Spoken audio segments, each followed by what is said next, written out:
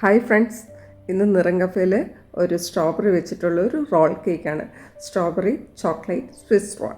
അതിനുവേണ്ടി കുറച്ച് സ്ട്രോബെറി എടുത്ത് വെച്ചിട്ടുണ്ട്. പിന്നീട് എഗ്സ് ആണ് എടുത്തേക്കുന്നത്. അതൊരു 5 മീഡിയം സൈസിലുള്ളതാണെങ്കിൽ നല്ലത്, റൂം ടെമ്പറേച്ചറും ആയിരിക്കും. പിന്നീട് maida 1/4 cup, oil 1/3 cup, sunflower oil പോലെ എന്തെങ്കിലും എടുത്താൽ മതി. Cocoa powder 1 tablespoon, cornflour 1½ teaspoon. പിന്നീട് എടുത്തേക്കുന്നത് സ്ട്രോബെറി എസൻസ് ആണ്. അതില്ല എന്നുണ്ടെങ്കിൽ വാനില എസൻസ് ഉപയോഗിച്ചാലും മതി. അത് 1 ടീസ്പൂൺ. Granulated sugar 1/2 cup. അത് നമ്മൾ പൗഡേർഡ് ആക്കേണ്ട ആവശ്യമില്ല. പിന്നീട് ഒരു ബൗൾ വെച്ചിട്ട് നമുക്ക് ഓരോ എഗ്സും പൊട്ടിച്ചിട്ട് ഇടാം. അത് എഗ്ഗും യോക്കും സെപ്പറേറ്റഡ് ആകേണ്ട കാര്യമൊന്നുമില്ല, എല്ലാം കൂടെ ഒരുമിച്ചിടാം. കേക്കിൻ്റെ ബേസ് പലർക്കും ഉണ്ടാക്കാൻ അറിയാവുന്നതാണ്. അത് കാണണ്ടെന്നുണ്ടെങ്കിൽ നിങ്ങൾ ഐസിങ് മാത്രം നിങ്ങൾക്ക് കണ്ടാൽ മതിയെങ്കിൽ 7ാമത്തെ മിനിറ്റിലോട്ട് നിങ്ങൾക്ക് സ്കിപ്പ് ചെയ്ത് പോകാവുന്നതാണ്. 5 എഗ്സിൻ്റെ അകത്തോട്ട് നമ്മൾ 1 ടീസ്പൂൺ സ്ട്രോബെറി എസൻസും കൂടെ ഒഴിച്ചിട്ട് നമുക്കിത് ബീറ്റ് ചെയ്യാം. എഗ്ഗ് ബീറ്റ് ചെയ്യുന്നതിൻ്റെ മുന്നേ തന്നെ നമ്മൾ മൈദയും ബാക്കി സാധനങ്ങളെല്ലാം എടുത്തു വയ്ക്കണേ. നമ്മൾ എഗ്ഗ് ബീറ്റ് ചെയ്തതിന് ശേഷം അതൊന്നും എടുക്കാനായിട്ട് പോവല്ലേ. ഇപ്പം എഗ്ഗ് നന്നായിട്ട് ബീറ്റ് ചെയ്ത് വന്നിട്ടുണ്ട്. അതിൻ്റെ അകത്തോട്ട് ഷുഗർ 1/2 കപ്പ് കുറേശ്ശെ ഇടണം. ഒരു 2-3 പ്രാവശ്യമായിട്ട് വേണം ഇടാൻ. അത് വീണ്ടും നന്നായിട്ട് അടിക്കുക. നമ്മൾ വാനില അല്ലല്ലോ, സ്ട്രോബെറി എസൻസ് തന്നെ ഒഴിച്ചത്. സ്ട്രോബെറി ഇല്ലെങ്കിൽ നിങ്ങൾക്ക് വാനില ഒഴിക്കാം കേട്ടോ. സ്ട്രോബെറി എസൻസ് മുട്ടയിൽ ആദ്യം ഒഴിക്കുന്നത് മുട്ടയുടെ പന്ന സ്മെല്ല് വരാതിരിക്കാനാണ്. ഇനി നമുക്ക് മൈദയും കോൺഫ്ലവറും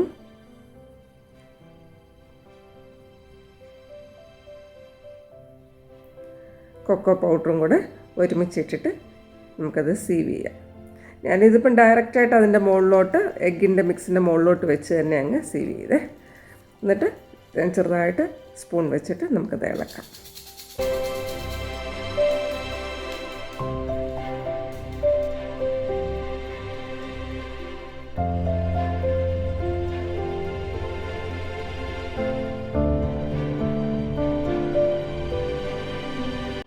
എല്ലാം നല്ലപോലെ മിക്സ് ചെയ്യണേ. ശരിക്കും മൈദ ഒന്നും അവിടെ ഇവിടെ ആയിട്ട് നനയാതെ കിടക്കില്ല. പിന്നെ ഒരു നുള്ള് ഉപ്പും കൂടെ ഇട്ടിട്ട് ഇളക്കിയിട്ടുണ്ടേ. പിന്നീട് നമ്മൾ ആ എടുത്ത് വെച്ചേക്കുന്ന ഓയിലുണ്ടല്ലോ 1/3 കപ്പ്, അതും കൂടെ ഇപ്പോൾ ഒഴിച്ച് ഇളക്കുക. എഗ് ബീറ്ററിൻ്റെ ഒന്നും ആവശ്യമില്ല. ഇനി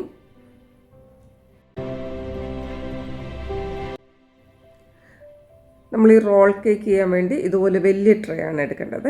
ആ ട്രേയിലോട്ട് ഞാനൊരു ബട്ടർ പേപ്പർ ഇട്ടിട്ട് ഒന്ന് ഗ്രീസ് ചെയ്തു. എന്നിട്ട് നമ്മൾ ആ എടുത്ത് വെച്ചേക്കുന്ന ബാറ്റർ ഒഴിക്കണം.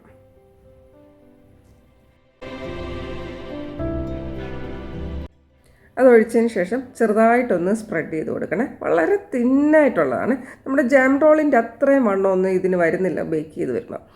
ഏകദേശം ഒരു 200 ഡിഗ്രി സെൽഷ്യസിൽ ഒരു 7 മിനിറ്റ്സ്, അല്ലെങ്കിൽ ഒരു 180 ഡിഗ്രി സെൽഷ്യസിൽ ഒരു 10 മിനിറ്റ്സ്.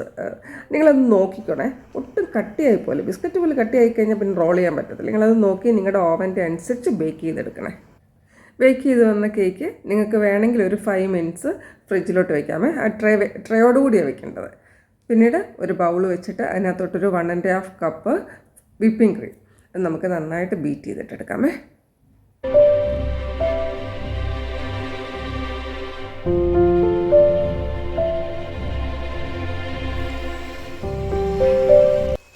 വിപ്പിംഗ് ക്രീം ഇപ്പോൾ ഇവിടെ സെറ്റായിട്ടുണ്ട്. ഇതിവിടെ ഇരിക്കട്ടെ. ഈ സമയത്ത് തന്നെ നമുക്ക് കുറച്ച് സ്ട്രോബെറി എടുത്ത് കുറച്ച് പഞ്ചസാരയൊക്കെ ഇട്ട് ഒന്ന് ബോയിൽ ചെയ്തിട്ടെടുക്കാമേ. സ്ട്രോബെറി ഫില്ലിങ്ങിന് വേണ്ടി നമുക്ക് കുറച്ച് സ്ട്രോബെറി എടുത്തൊന്ന് കട്ട് ചെയ്തിട്ടെടുക്കാമേ. കുറച്ച് ഡെക്കറേഷനും വേണ്ടി വരുമേ. ചെറിയ പീസായിട്ട് നമുക്ക് കട്ട് ചെയ്യാം. ഏകദേശം ഞാനൊരു 1 കപ്പ് എടുത്തിട്ടുണ്ട്. അത് നമുക്ക് എടുത്ത് അളന്നെടുക്കാം. ഏകദേശം 1 കപ്പ് മതി, അതിൽ കൂടുതൽ ആവശ്യമില്ല. അതൊന്ന് കുറച്ച് ഷുഗർ ഇട്ട് സോട്ട് ചെയ്യും. അങ്ങനെ 1 കപ്പ് സ്ട്രോബെറിയും അതിൻ്റെ അകത്തോട്ട് ഷുഗർ 1 ടേബിൾ സ്പൂൺ. ഇച്ചിരി കൂടി മധുരം വേണ്ടുന്നവർക്ക് ഒരു കുറച്ചുകൂടി പൊടിക്കൂടി ഇടാം കേട്ടോ. എന്നിട്ട് വെള്ളമൊന്നും ഒഴിക്കത്തില്ല, വെറുതെ സോട്ട് ചെയ്തിട്ട് നമുക്കിതെടുത്ത് തണുത്തതിന് ശേഷം കേക്കിൻ്റെ അകത്തോട്ട് ഫില്ല് ചെയ്തുള്ളൂ. ഇപ്പോൾ ഞാൻ ഫ്രിഡ്ജിൽ നിന്ന് ആ കേക്ക് എടുത്തു. പുറത്തിരുന്നാലും തണുക്കും കേട്ടോ, പെട്ടെന്ന് തണുക്കും. അത് ഞാൻ ആ ട്രേയിൽ നിന്ന് മാറ്റി. എന്നിട്ട് ഈ എഡ്ജസ് എല്ലാം ഒന്ന് കട്ട് ചെയ്തിട്ട് മാറ്റണേ. 4 സൈഡും നമ്മളത് കട്ട് ചെയ്ത് മാറ്റണം, നല്ല ഷേപ്പ് വരത്തുള്ളൂ.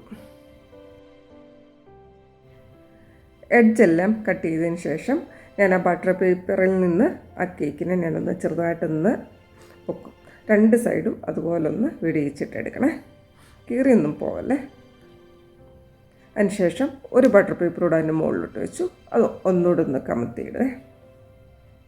സൂക്ഷിച്ച് വേണം അത് ചെയ്യാനേ.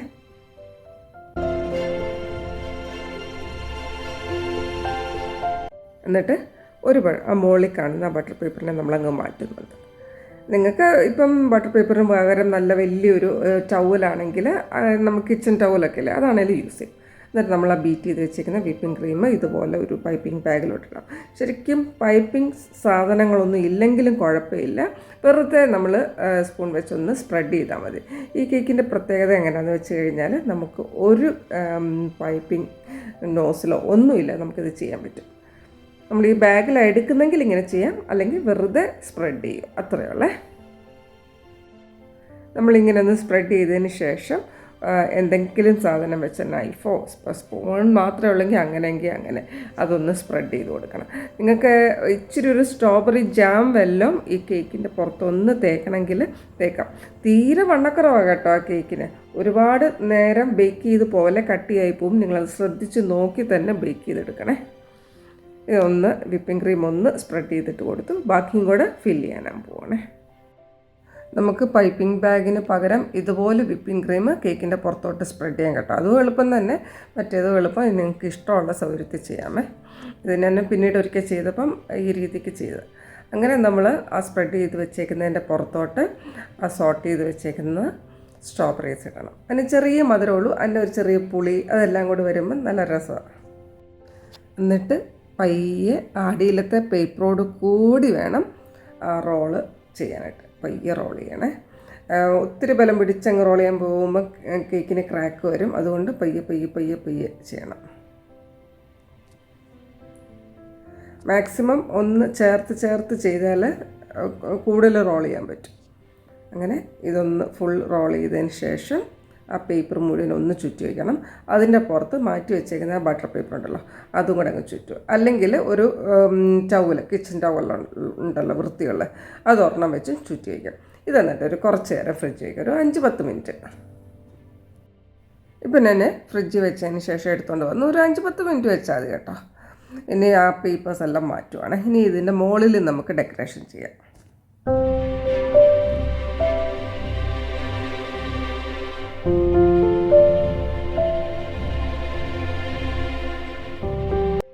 ബാക്കിയിരിക്കുന്ന വിപ്പിംഗ് ക്രീമിൽ നിന്ന് കുറച്ച് നമുക്കതെടുത്ത് ഇതിൻ്റെ മുകളിൽ ഇങ്ങനെ സ്പ്രെഡ് ചെയ്യാം.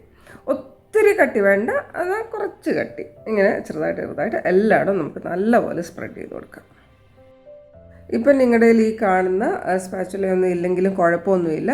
അതിന് പകരം നമുക്ക് നൈഫ് ഉണ്ടല്ലോ, സ്പൂൺ സെറ്റിൻ്റെ അകത്തൊക്കെയുള്ള നൈഫ്, അത് വെച്ച് വെറുതെ സ്പ്രെഡ് ചെയ്ത് കൊടുത്താൽ മതി കേട്ടോ. അങ്ങനെ എല്ലാ സൈഡിലും നമ്മൾ വിപ്പിംഗ് ക്രീം സ്പ്രെഡ് ചെയ്തു. അതിനുശേഷം ഇതുപോലൊരു ബ്രഷ് എടുക്കണം. നമ്മൾ നെയ്യൊക്കെ സ്പ്രെഡ് ചെയ്യാനൊക്കെ ചിലയിടത്തൊക്കെ ഉപയോഗിക്കുന്ന ഒരു ബ്രഷാണ് കേട്ടോ. അത് വെച്ച് ഇതുപോലെ പയ്യെ വടിച്ചെടുക്കണം. അങ്ങനെ ആ എക്സസ് വരുന്നത് ഇതുപോലെ മാറ്റണം. എന്നിട്ട് വീണ്ടും ഇങ്ങനെ ചെയ്യണം. ഓരോ പ്രാവശ്യവും ആ ബ്രഷ് ക്ലീൻ ചെയ്യണം, അല്ലെങ്കിൽ ഇത് ശരിയാവത്തില്ല കേട്ടോ. ഇങ്ങനെ അങ്ങനെ എല്ലാ സൈഡും ചെയ്യണം. പയ്യെ ചെയ്യാവേ. അതാ ഞാൻ പറഞ്ഞത്, ഒരു ഐസിങ് ടൂൾസും ഇതിനാവശ്യമില്ല. നമുക്കൊന്നുമില്ലാതെ നല്ല രസമായിട്ട് ചെയ്യാൻ പറ്റുന്ന ഒരു കേക്കാണ് ഇത്. അഥവാ നിങ്ങളുടെ ഈ ബ്രഷ് ഇല്ലെങ്കിൽ ഫോർക്ക് വെച്ചിങ്ങനെ ഒന്ന് വരഞ്ഞ് കൊടുത്താൽ മതി, സിക്സാക്ക് പോലെ.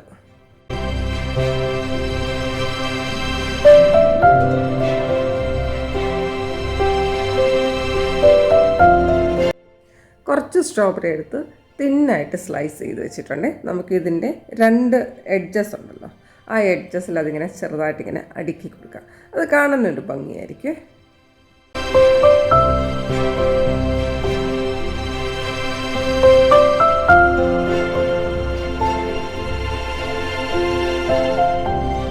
ആ സ്ട്രോബെറിയുടെ സ്ലൈസ് മാത്രം വെച്ചപ്പോൾ ഒന്ന് പോരാൻ തോന്നി. അപ്പോൾ ഞാൻ എൻ്റെ ആ മുകളിലത്തെ ആ ഗ്രീൻ ഉണ്ടല്ലോ, അതും കൂടെ വെറുതെ വെച്ചു. അതൊരു ഡെക്കറേഷനാണ്. പിന്നീട് നമ്മൾ സെർവ് ചെയ്യുമ്പോൾ നമുക്കതെടുത്ത് മാറ്റാവുന്നതാണ്.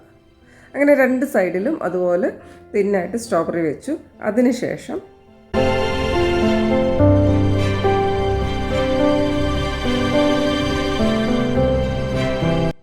ഇനി ഇരിക്കുന്ന ഓരോ സ്ട്രോബെറീസും എടുത്തിട്ട് രണ്ടായിട്ട് മാത്രം കട്ട് ചെയ്യുക. ഇച്ചിരി വലുപ്പത്തിൽ വേണം കേട്ടോ. അതിൻ്റെ മോൾ വശം ഡെക്കറേറ്റ് ചെയ്യാൻ.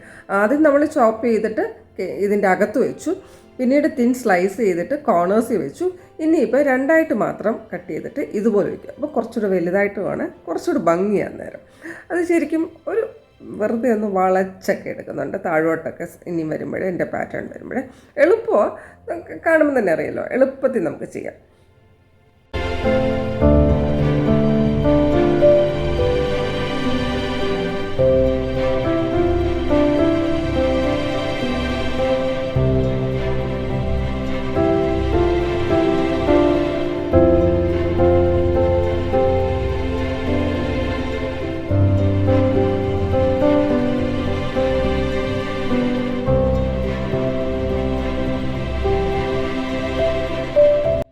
സ്ട്രോബെറീസിൻ്റെ ഇടയ്ക്ക് ചെറിയ ഡെക്കറേഷൻ ചെയ്യാൻ വേണ്ടി ഞാനൊരു പൈപ്പിംഗ് ബാഗിലോട്ട് ബാക്കിയുള്ള വിപ്പിംഗ് ക്രീം ഇടുക.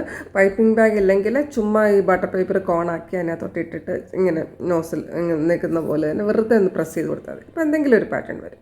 ഇത് കണ്ടോ, ഇതിപ്പോൾ ഞാൻ ഇങ്ങനെയാണ് ചെയ്യുന്നത്. അറ്റം കട്ട് ചെയ്തിട്ട് നോസിലൊന്നും ഇട്ടിട്ടില്ല, വെറുതെ ഒരു കണ്ടോ, ഇത്രയേ ഉള്ളൂ. അതങ്ങനെ മുകളിലോട്ട് പൊങ്ങി നിൽക്കണമെങ്കിൽ വേണ്ട, അതൊന്ന് പ്രസ് ചെയ്ത് കൊടുക്കുക. എന്തെങ്കിലും ഒരു പാറ്റേൺ ചെയ്യും അതിൻ്റെ ഇടയ്ക്കൊക്കെ ഒരു ഫില്ലിങ് പോലെ, അത്രയുള്ളേ.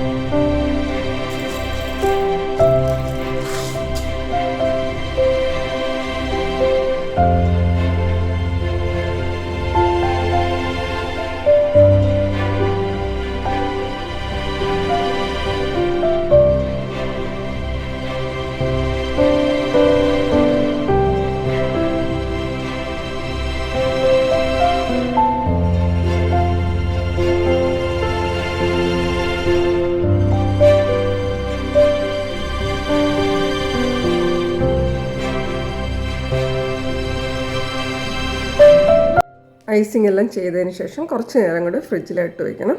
ഇപ്പം ഞാൻ കുറച്ച് നേരം വെച്ചു, നല്ല ഒരുമാതിരിയൊക്കെ തണുപ്പായിട്ടുണ്ട്. ഇനിയിപ്പോൾ നമുക്ക് കട്ട് ചെയ്യാനെടുക്കാം. ആ സമയമായപ്പോഴത്തേക്ക് പുറത്ത് നല്ല മഴ പെയ്യുന്നുണ്ട്.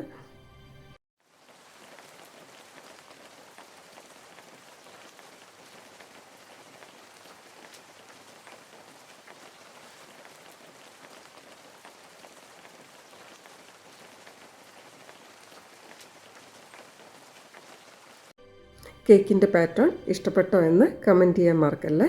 വീണ്ടും മറ്റൊരു വീഡിയോയുമായിട്ട് കാണാം. നന്ദി, നമസ്കാരം.